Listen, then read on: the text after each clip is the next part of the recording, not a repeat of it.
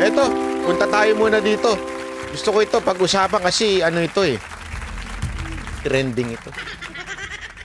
Usap-usapan to. Sa social media. Kaya gusto ko itong pag-usapan para medyo naman matinding usapin to. Hulaan nyo kung sino. Si mga kababayan. Big buzz ngayon online ang paglalike ng anak ni Francis Magalona na si Frank sa isang post kontra sa lumantad na karelasyon ng kanyang ama. Sa isang post sa X na dating Twitter, sinabi ng isang netizen na nawirdohan siya sa revelasyon ni Abigail Rait tungkol sa kanyang pananahimik ng 15 taon. Giit ng netizen, ganoon talaga dahil mistress si Abigail. Agad naman niyang nilike ni Frank. Sa ngayon, wala pa rin opisyal na pahayag ang kampo ng pamilya ng misis ni Francis na si... Alam mo, ito kasi bigyan ko lang kayo ng konting background. Yan, dalawang babae na yan, nasa kaliwa. Anak daw ni Francis M. yung yung babae na yan, which is kamukha naman niya. Hindi talaga madideny. Kamukha niya, pag nag-rap, pareho nga niya eh. Kaya lang, alam mo, may problema dito eh. Ito kasi, humarap sa isang vlog. Okay, itong dalawang babae na ito, humarap.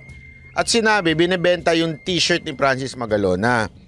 At biglang sinabi niya na kesyo daw 15 years siyang nagtimpi. 15 years niyang tiniis na hindi ilabas yung anak niya. Tapos, tila parang merong konting hindi maganda na bitaw, ika nga. Alam mo, ito lang sa akin opinion ko lang to. Maganda sana yung sana inilabas mo eh. Alam mo, minsan talaga sa buhay, minsan talaga napupunta tayo sa maling...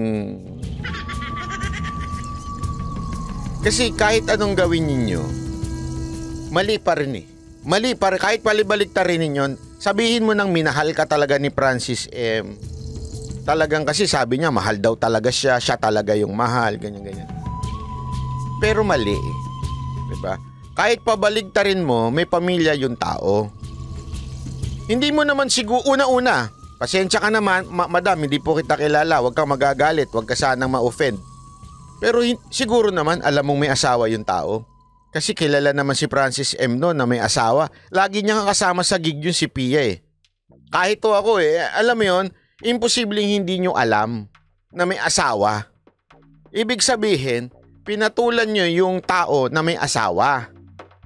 Diba? Tapos sasabihin nyo 15 years kayo nagtiis.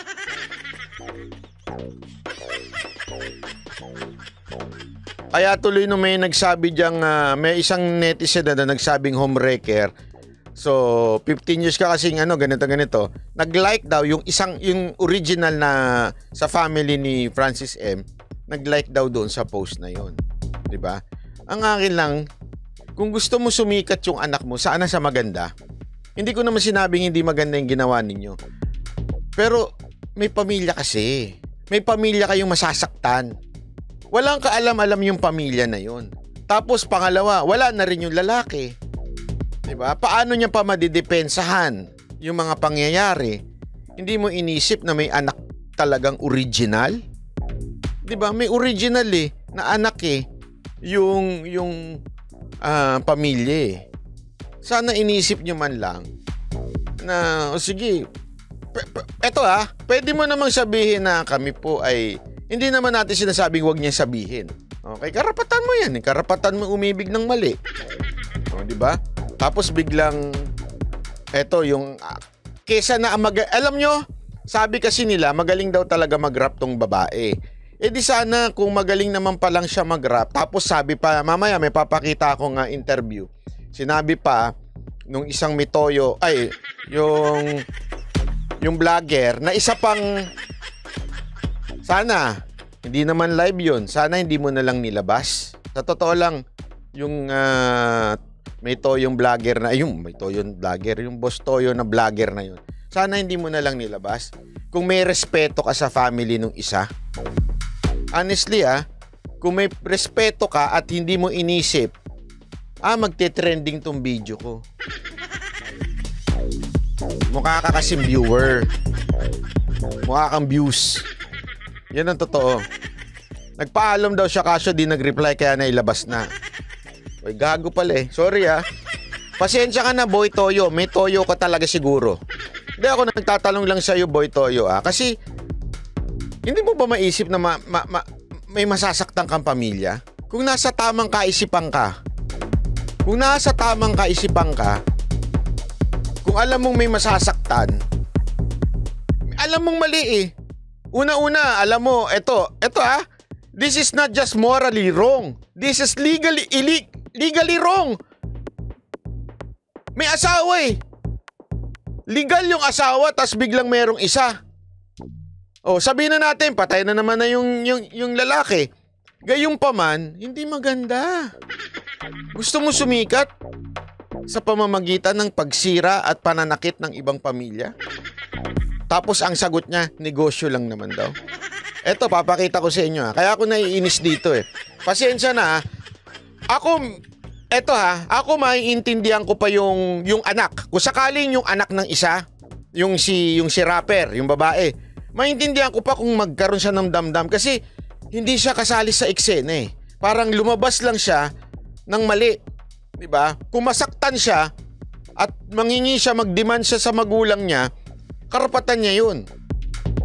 Diba? Kahit nga yung nanay, kahit pa paano medyo may part doon na naawa ko kasi syempre nagmamahalan sila, ganyan-ganyan. Pero gayon pa man, mali talaga eh. Huwag na nating ipilit na tama kung ang mali ay mali. Ang naiirita ko dito sa vlogger na ito, para lang sumikat, talagang hahayaan niya na may masaktan. Ngayon, ang tanong, ganun din naman, lalabas din naman yan sa iba. O at least hindi ka instrumento para kasi tandaan niyo, mamaya papaliwanag niya na doon. Alam na naman sa industriya, sa Cavite nga daw, na anak niya yun ni Francis M. yun. Oo. Pero publicly, hindi. At hindi masasaktan yung pamilya. Diba? Kaya lang, gusto mong alam daw ni Pia, yes, I know, I understand, alam ni Pia, but it doesn't justify it putting out in public. Kaya nga, it's a matter of secret dahil masakit yan. Yun ang, ewan ko, walang ito yung masatawag ko dyan. Napaka-insensitive nitong vlogger na to. Yun ang totoo. Napaka-insensitive mo, Brad. Wala kang puso. Yun ang totoo. Kasi kung alam mo na problema yan sa sa pamilya, yung ganyan, issue sa pamilya yung ganyan, hindi ka makikialam. Ang problema, sawsawero ka eh. Gusto mo sumikat eh. Sabihin na, alam mo, ang bawat pamilya na merong may mga kabit, karamihan dyan, alam naman nila eh. Sa totoo lang ha, huwag tayong maglokohan. Marami dyan may mga kabit, yung asawa nila, alam nila. Pero as much as possible, they put it in secret. Why? For the protection ng kanilang mga anak. Tinatago nila yan. Diba? Kasi the more na maging public yan, the more na nasasaktan ng mga bata. Bata ang iniisip ko dito, hindi mga magulang na nag-ibig-ibig dyan. Ewan ko sa inyo. Kaya lang, ayan dahil nga sa gusto mo sumikat yung vlog mo, di sige, sikat ka na. Sikat ka na isa kang naging instrumento para masaktan ng pamilya ng talagang tunay na pamilya ni Francis M. Tapos sasabihin mo, idol? Hindi, pasensya na ha. Pasensya na, pero kasi hindi ko matanggap eh. Isa ako sa mga humanga din kay Francis M. Tapos, sasabihin mo humanga ka doon sa tao, pero nasasaktan yung pamilya? Doon sa nilabas mo? Anak ka ng wedding. Sa conversation ninyo ni Abigail, naikwento ba niya kung paano niya nakilala si Francis? According sa vlog, kasi kung ano lang yun sa vlog, hindi ko na sila, chinismis eh. So, nasabi niya lang sa vlog nga. Hindi mo na chinismis, inilabas mo sa vlog.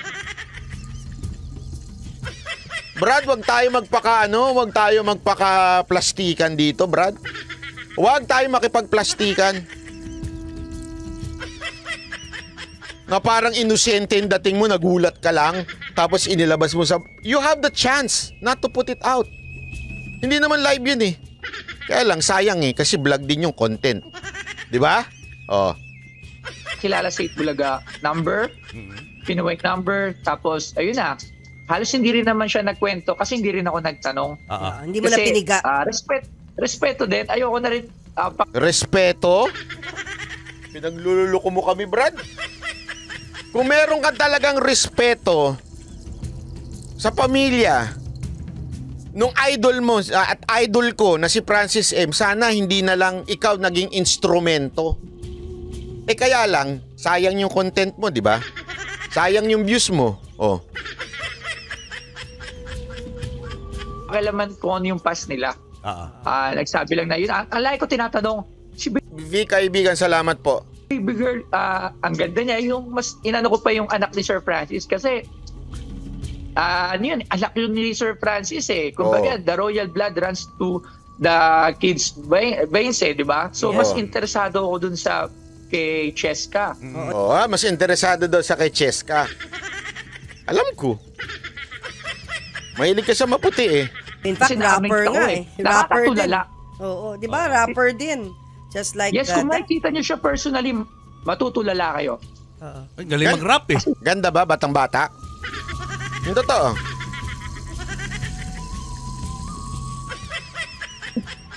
Yes, hindi lang yun. Yung mukha niya. Ganda ba, Brad? Puti ba, Brad? Parang Xerox. Hindi po pwedeng ipagkaila. Talagang Francis M. Tsaka, she's a very sweet child. Kahit sa school, pinagtanong ko din. Kasi marami pala kaming common friends. Alam mo, lumabas, ito pala, alam mo, pinagkismisan namin right after. Si Abigail pala is a friend of my friend sa Cavite. So, matagal na pala yan, alam sa circulation sa Cavite. About the story. Kita nyo na. So, alam pala sa sirkulasyon. So, ano punto mo? Banat bay, alam naman pala bakit hindi na lang natin ilabas sa content? Anyway, alam naman. Yan yung sinasabi niya Alam mo, parang binibigyan niya ng justification. Alam naman na yan sa industriya, alam naman na yan sa sirkulasyon sa Cavite na oo nga, alam na yan. Pero hindi yan ganyang kasikat sa mainstream.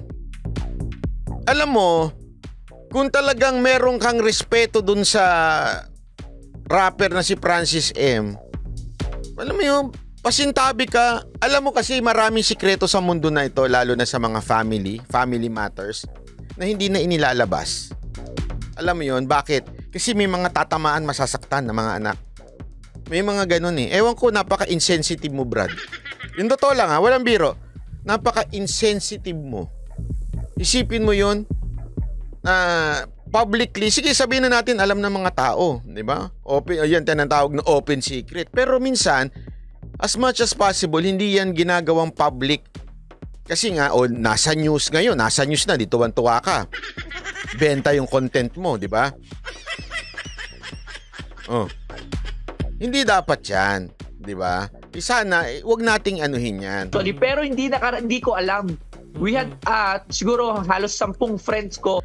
Yung mga gustong baguhin yung sabi ni Sherwin, okay na tayo dyan kay Romualdez na lang tayo. Ano to? Mula simula hanggang pagtapos Romualdez sa usapan natin. Paki-rewind na lang, napakano naman. Alam nyo, pag live, pwede nyo namang i-rewind. Hindi kayo kung ayaw ninyong mapakinggan yung topic ito, rewind nyo na lang. Kasi anong gusto niyo? 3 oras tayo nagsasalita mula simula hanggang dulo, Romualdez pag-uusapan natin.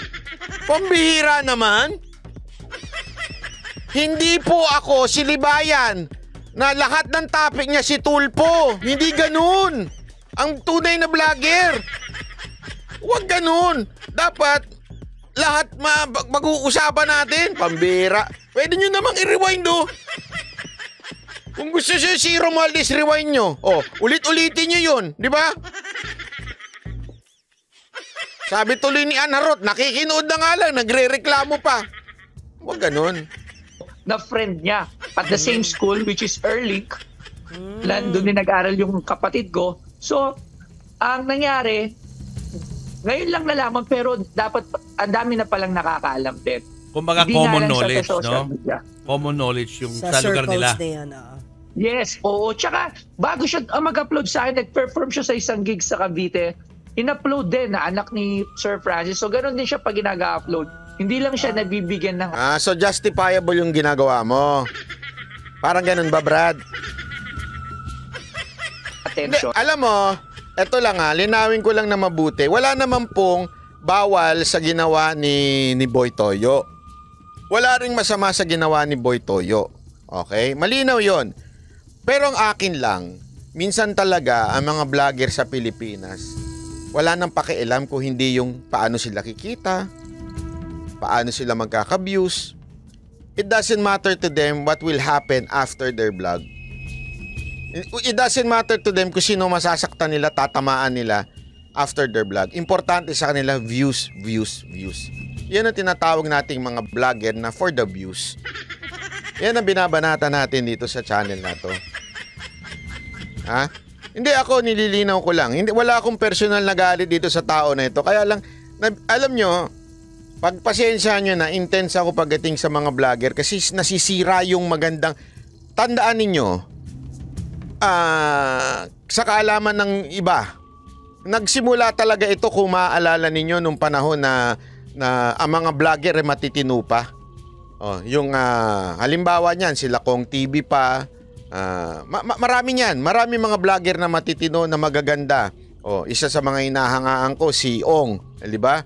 Tapos sa politika naman yung mga kausong vlog na talagang yun yung mga matitino pa Pinasok na tayo ngayon ng mga vlogger na pera-pera, views, content, wala nang pakialam sa truth, sensitivity, wala nang pakialam sa social obligation, wala nang ganun o social responsibility, wala na. Basta pera, okay na. Basta may content, ayos na ako. Yun ang totoo. Pansinin ninyo yung mga vlogger ngayon, wala na. Kaya nga yung iba pumapasok sa scammer as a scam. Yan ang totoo. Kasi siguro not the right platform or hindi pa. Pero talagang maganda yung nagawa niya para sa negosyo niya. So tataas yung presyo nung binenta sa kanyang Francis Magalona. Bakit? Sumikat nagamit Nagamit na sa vlog niya di ba? Sumikat. Hindi, alam mo, wag na tayo magpaikot-ikot, di ba? Tanungin ko kayo. Sige, tanungin ko kayo. Simple lang to, ng tanong na to. Sagutin niyo ako sa Tagalog. Anong tawag niyo sa babae na yan?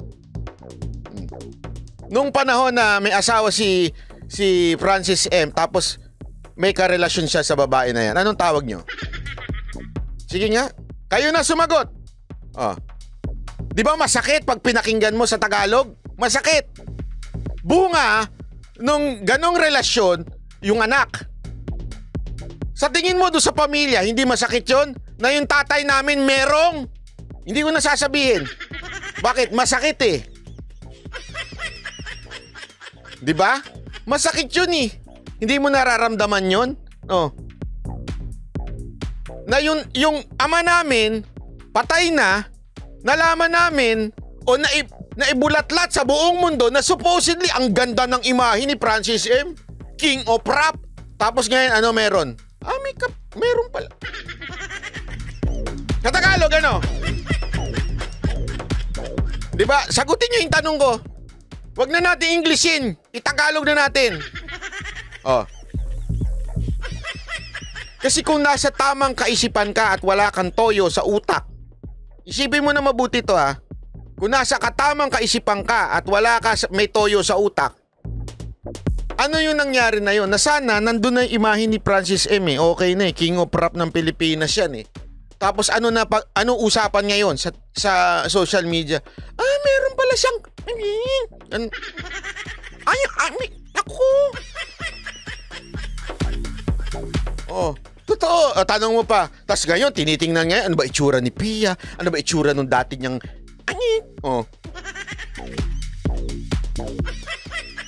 So, alam mo yun, binuksan mo yung ano na itsura ngayon nung, di ba?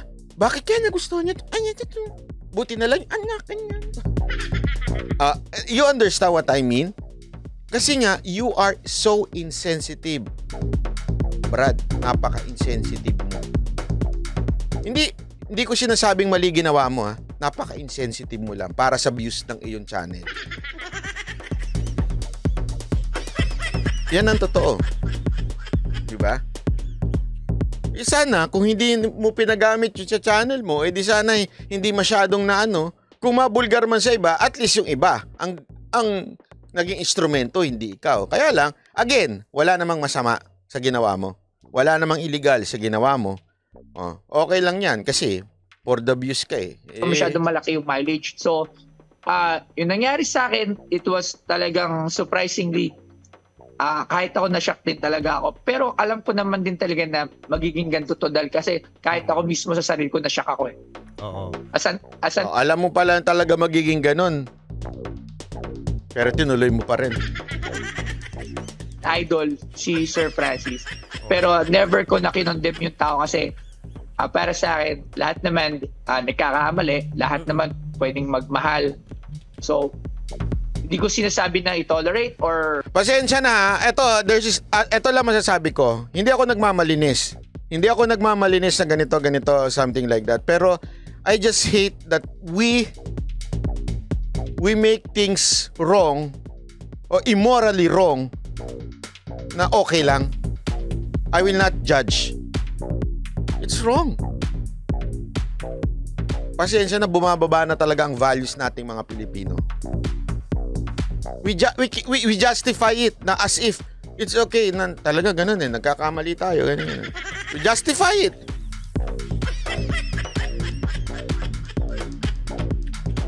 Yun ang totoo 'di ba?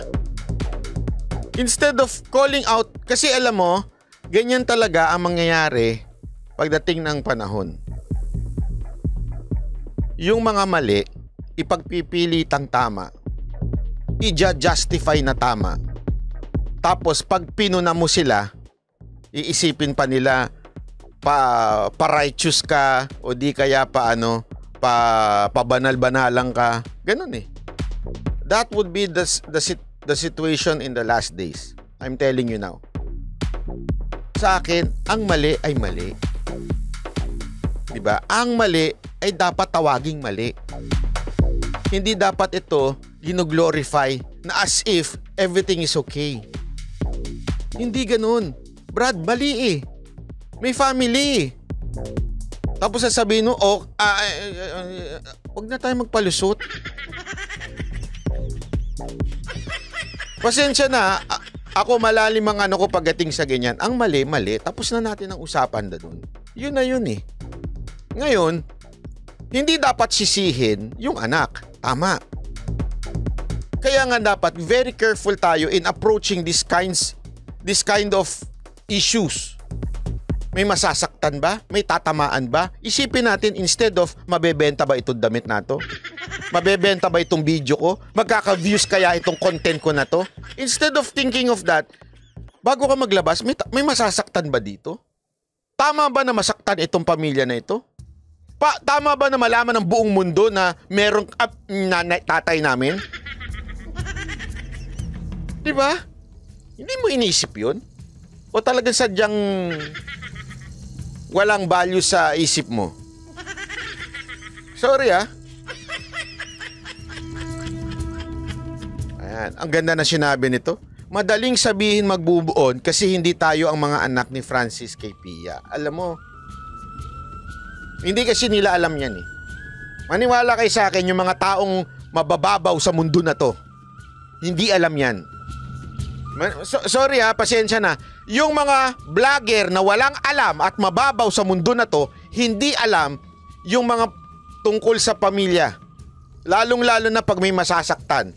Ako wala, yung si Pia sigurado ko, maybe meron siyang idea. Yung si Pia siguro walang natanggap niya na. Okay, kasi ganyan naman ng mga babae, minsan talaga may pakamartir yung iba Pero alam nyo ang kung sinong talagang tinatamaan dyan? Yung mga anak. It's really hard for them to accept it. Only few ang nakaka-accept ng ganyan.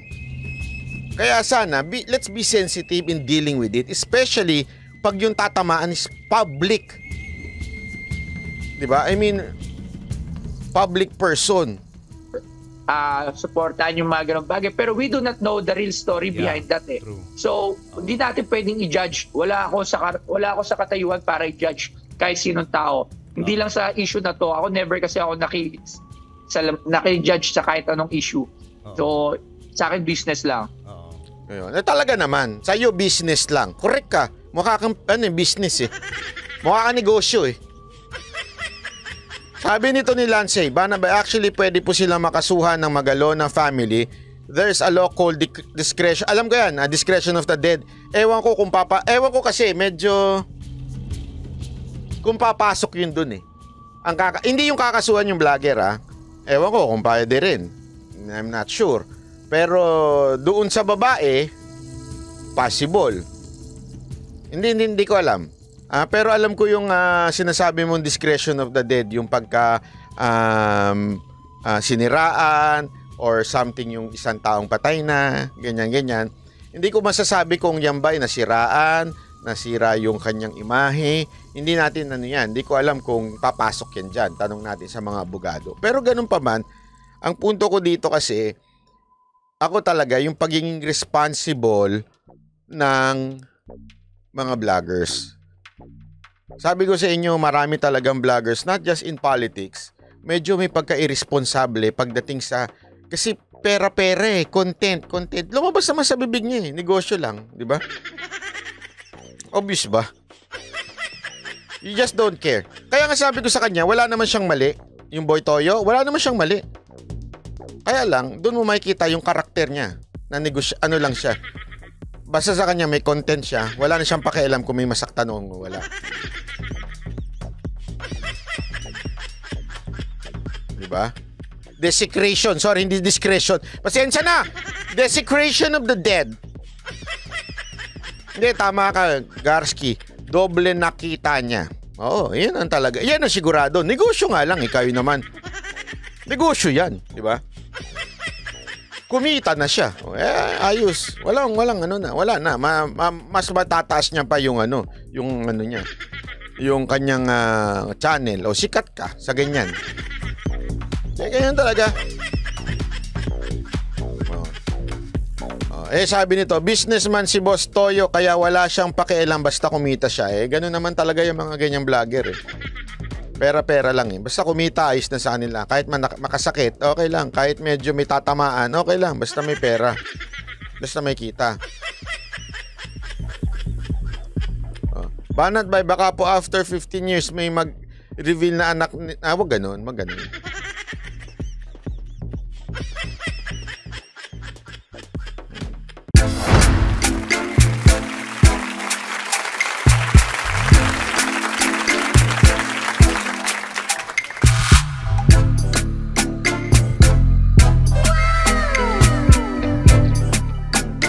The next performance will start momentarily.